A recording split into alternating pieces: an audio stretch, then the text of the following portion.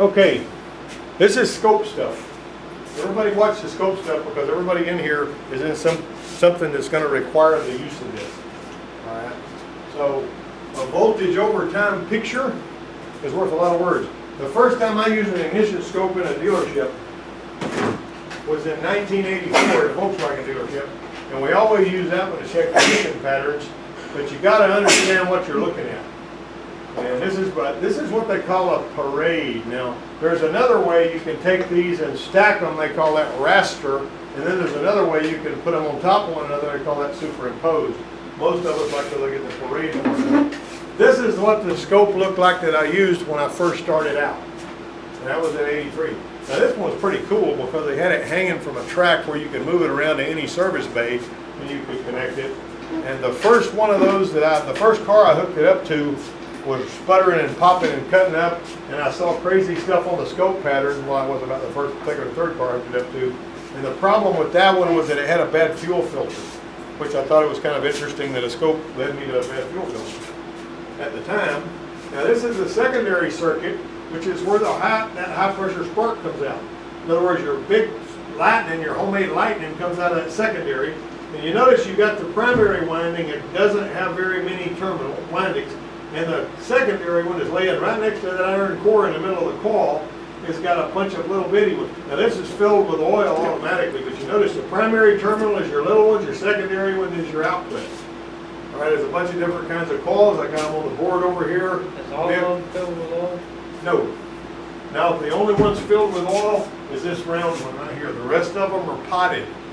And they did away with oil-filled coils, oil-filled coils hung around for a long time on some vehicles, but for the most part, they all went E-core. This is called an E-core coil, right here, like that one and that one. This is a coil-on-plug coil. Some of the coil-on-plug coils have actually got a circuit in them that fires them whenever they're triggered. All right. So you're going to perform the primary ignition waveform test, which was what I showed you on this scope here a while ago. This was a 10-to-1 attenuator. I used a 20-to-1. On the Pico scope, which is the one that we've got on the table out there. I'm going to turn that on. Large back clip, black clip onto the battery negative terminal, probe the coil's negative or number one terminal with a small red clip, so on and so forth. Number one if it's got multiple coils. There was an example waveform that I had on here, but I'm going to be showing you some of those. Now, Mac Vandenbrink is the scope guru in the whole country. He knows. Mac Vandenbrink can look at a scope pattern on a car and tell you if it's got a rounded off camshaft load. Think about that for a minute, okay? So your kilovolt demand is what is required to jump the gap. When the spark plug jumps the gap, you basically are going to have a line that goes up here. And after it jumps, this is how long it burns.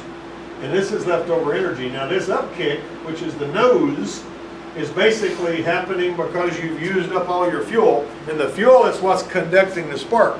So whenever all of the fuel is used up, you got an upkick, you got leftover energy, and if you don't have leftover energy, you've immediately got something like a bad ignition coil or weak spark for some reason or another. The primary inductive kick, see, since coil design is equal for all the cylinders, it only has value as a comparison between cylinders. You got to look at one cylinder and the other, see how they differ from one another. You know, this right here, you're basically looking at the primary, which is what I was showing you on here. Pay attention to the nose. What happens to the conductivity of the spark inside or outside the combustion chamber is reflected there. All right, so this is how this is all laid out. What you got here, this is your firing line. This is your burn time. That's a kind of a pretty picture right there. And this is your spark line, which is, in other words, burn time is from here to here. But this little line is called the spark line. But you can actually measure burn time with that little tool that I've got in there in my office that you're laying on top of the coil, you know. All right. So basically, when the points or the module transistor close, the coil is considered turned on. That's what this first little squiggle is. Now your firing line is going to be right here, see? So you're going to see a squiggle, and it has limited current. Turns on. The current limiting actually stops the coil from getting too much current. You can take an E-core ignition coil and put power and ground to it and leave it there for about 10 seconds and it'll usually destroy it. But the old oil-filled coil, you can have a dead short to ground for a while and it won't hurt it. So it's a different thing. When the coil turns off, that's when the spark happens. So when the point's closed, the coil is turned on. When the point's open, the spark happens. That's when it pops. The firing line is born then, and the spark line lasts for a period called burn time. It indicates the amount of time the spark lasts before the fuel is consumed. Now here's the deal. What goes this way cannot go that way. So basically you're going to rob some of this if you put more here. And how do you put more there? This is another look at it. See all this, the way I got this all diagrammed out? I'm not going to spend a lot of time there. Look at this one here. This is an ignition pattern that only acted up for a split second, had to complete it. It had a complete tune-up for another place. It ended up being a bad plug wire, but they were new. So now you figure out the problem with the scope, you know, if it's got new plug wires on it. The scope's going to give you a picture of what's going on in that system. You know how to hook that thing up and use it. It's a good idea to have one. You can get a scope for not a whole lot of money if you know where to get one. All right, I bought this one here at a pawn shop for $300, and it's like a $2,500 scope if you buy one new. All right, see the taller firing spike on cylinder number 4. That's one of the things that if you're comparing them, this one here is a little too short, that one there is a little too tall. I'd be looking at this one first. One that's shorted out is going to look like this, like a plug that's fouled or something, and one that's basically got a little bit too much resistance in the plug or in the wire or something's going to be taller like that. But you can see each one of these is a microcosm of that same pattern I showed you to start with.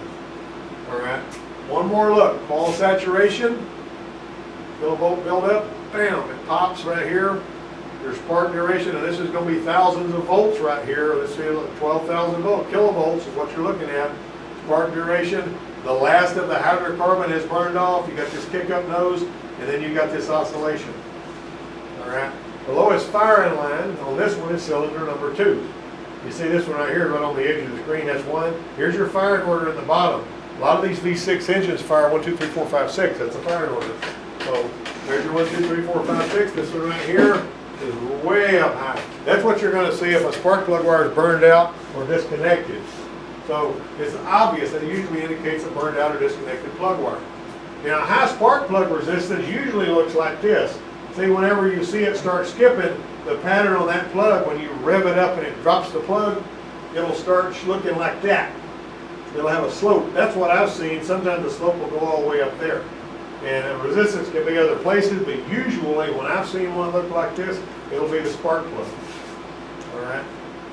Now this is what a lean misfire looks like, and it's not a really easy thing to see, but you might notice the firing line, instead of being nice and flat like that, is a nasty mess, and it's way up here. If you've got an injector that's not putting enough fuel in there or something like that, you're going to have that. Now what I had on that Volkswagen I was looking at that had that KJ-Tronic fuel injection on it, when I snapped the throttle it would sputter and cut up, and every one of them looked like that.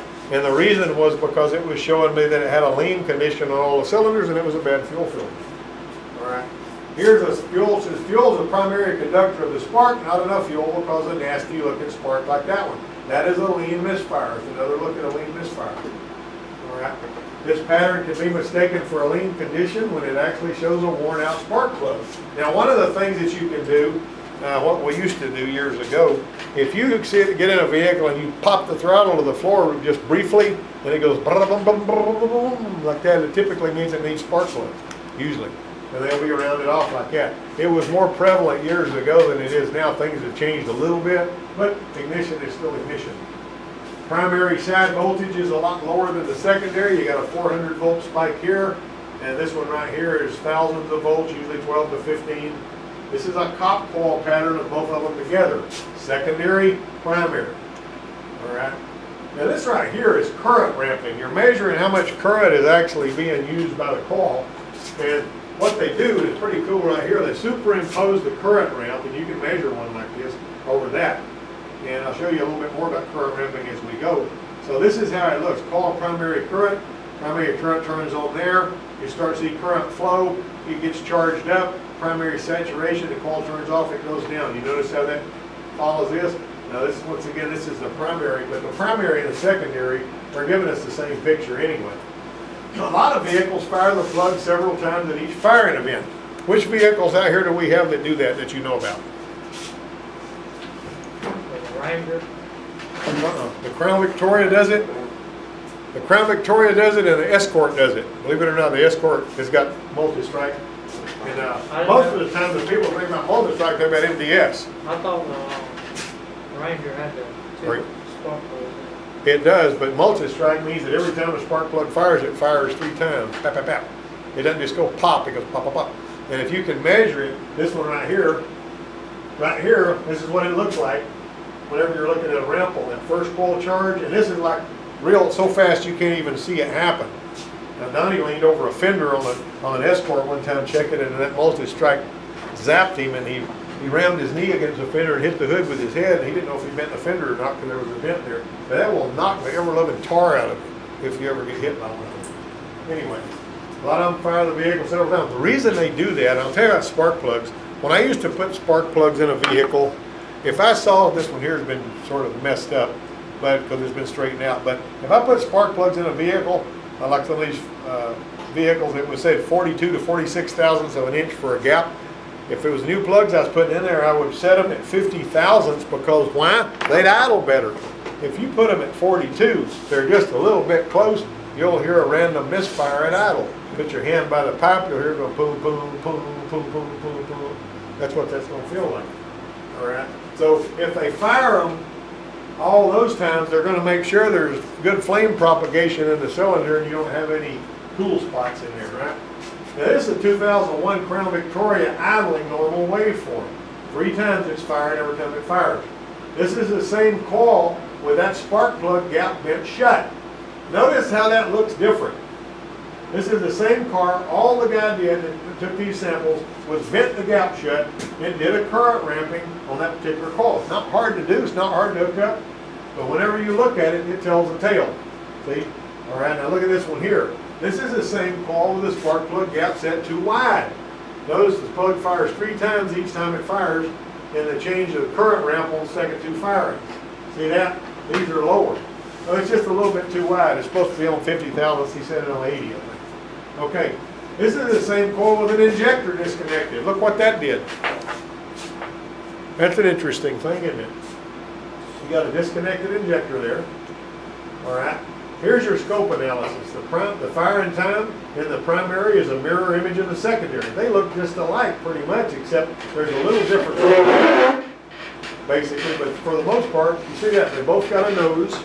The main objective is to analyze combustion behavior and the voltage variation when the plug fires. Primary's up here, secondary's down there. All right, now look at this one here. Turn that off. This is Mac Vandenbrink stuff. He is really, really good, and he's put a lot of this kind of information together. A leaky injector, drip and loses is affected high RPM. In other words, when you raise the RPM, the dripping doesn't make as much of a change. It'll be misfire at idle and fire again at high speed, but it'll be rich. So the number 4 is a leaky injector. See that? That rich injector forced the computer to subtract fuel and drove the other ones lean. This one is causing these to have actually lean conditions in there, and that's what all these squiggly lines here for. They're supposed to look more like that. Cylinder number 3 is next to the one that's dripping in the firing order. See that? I'm sorry, in the placement of cylinders on the engine. And so it looks like that one there, this was the primary cause of it, and that's the one that's the secondary. So this one's the one you need to replace the injector on. All right. Fuel injector problem.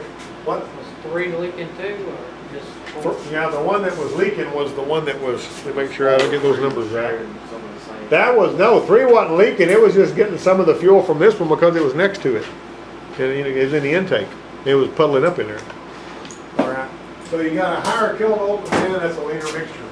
If you got more here, see, this is a lean mixture. And you notice what I told you, what goes up here won't go out that way. You notice this is shorter and that's taller. And this hash indicates an erratic conductivity due to starving of adequate fuel. That increases with load. Worn cam lobe will be a similar pattern, but it has a different look. A worn cam lobe will a lot of times have just a drop off over here because it uses up all the fuel. There wasn't enough that went in there to begin with. If the problem remains steady on every plug firing, it's likely not serviceable. If it comes and goes and keeps changing, maybe a sluggish plunger. All right, you learn to interpret ignition patterns is a beautiful way to use a scope. It's a snapshot of what's happening inside the cylinder. Really cool stuff. Now comparing with a neighbor cylinder, give you some concept of what's going on, see? Low compression requires very little coil energy and a longer firing time. So this is shorter and that's longer. That's what they're talking about. Because of the clean firing pattern with no hash or turbulence, this is not a valve seating problem, but a worn piston ring issue. So you can look at engine health. Thank you, Mac Vandenbrink. He's really a sharp cookie. Notice the ripple effect on all the line. This is an alternator diode ripple, and since the battery is a big AC filter, that may be a voltage drop in a positive battery terminal leading to the ignition. So you can find out all kinds of cool stuff here. Which one of these is secondary and which one's primary? Somebody tell me. There's A and B. Tell me which one of those is secondary and which one's primary, based on what we've been learning. If you've been paying attention, you'll know the answer. And B secondary. B is secondary, that is correct. Good answer. All right. Which is primary and which is secondary on this one? A secondary. Is it? No, B is B is secondary. How do you know? false. The squiggles here typically are present away. Now with different ignition systems, you're going to see little variations in this, but not much. All right. Comparison between cylinders is really important. See how tall that one is in comparison to those? You can find something really fast that way if you do it the right, if you know what you're looking at. All right. Now while an inductive ramp is taken on the primary side, the secondary can also be measured with an inductive ramp. See the red trace? They put an inductive clamp on the plug wire, right? And they only put it on that one, but they put both of those patterns up there. You know, one that's giving you the parade, and then this one here, it kicks up. And look at that. You see the problem that's indicated here. See that one right there?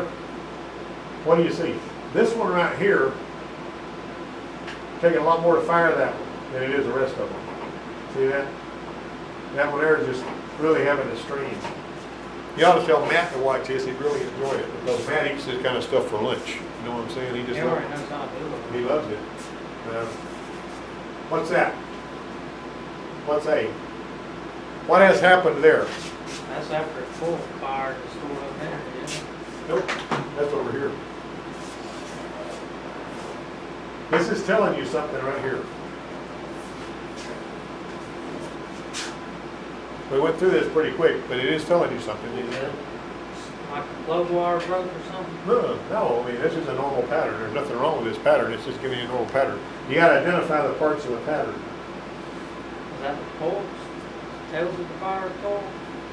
Whenever the points close, well, the transistor on the electronic ignition, and the coil is totally saturated with magnetism, there's a current limiting feature of the electronics that basically holds it, but it doesn't just keep it dead shorted. And that's the current limiting part. That's when the coil has reached the saturation and the electronics has stopped feeding it. Now, whenever the coil is turned on and the magnetic field is there and it's saturated, all right, now what's this? Where it coils What do you fire. call this? Huh? Spark. Spark fire. Okay, is this the, which line would you call it? This is a line and this is a line. Do you remember the name? C is burn time. Yeah, C is actually burn time, or, you know, be the spark line or the burn time. I mean, there's two different ways you, it depends on what you're measuring. I will tell you this. This can actually be up here and shorter. So the length of it and the height of it are two measurements that are really important on this little box right here. So it can be higher, it can be shorter, it can be longer and all that. This is the firing line. This is the spark line. What's that? Remember? What did I call it? I called it something. What did I call it? Nose. The nose, okay? That's the nose. Now, why is the nose there? And leftover energy. Well, leftover energy is down here. That's your oscillations from leftover energy. They're like snapping a rubber band. This You right said here, something about- You this- said something about when it gets done burning, it makes another spark. there, well, actually, it kicks up because it's as it's using up the gas, Oh, that's the it's end causing of the more fire. and more resistance. And when all the gas is finally gone, the spark burns out. And this is how much more you had left over that you could have used if you had more gas. So that's what that is. And so if I put that on a written test, you could pass it, right? Be all right? You don't remember that? That's right, because you guys are at Engine Performance 1 now, which is part of this same deal, okay? All right. All right, somebody give me something. What'd you do? What'd you learn? You need to understand this stuff. Look at patterns on as many cars as possible. When you have time, and I'll show you how to do it, hook up and look at some of the patterns. I mean, you can take the little paddle on that picoscope and just lay them on top of the coils on a coil-on plug vehicle and compare them to one another. You'll be surprised what you can find out like that. And you can take a coil-on plug call, and it's counterintuitive to unplug a plug wire and start it and let it run that way. But on the coil-on plugs, what they want you to do is turn that thing upside down so that it doesn't have anywhere to fire to. And look at the pattern it creates when you've got a paddle hooked to the top of it. Anyway, you could actually do that with a picoscope too. But you need to understand this stuff. So look at the pattern on as many cars as possible, good and bad, and don't be lazy. You know what I mean? There's a plenty to do this summer because we got a really, really short semester and everybody's got to get all their stuff done. So anytime you get a chance, if you want to know how to hook up a scope or look at a car and pull one of them in that we can check real quick, I can show you how to do it. Everybody needs to know how to do it. That's one of the reasons you're here.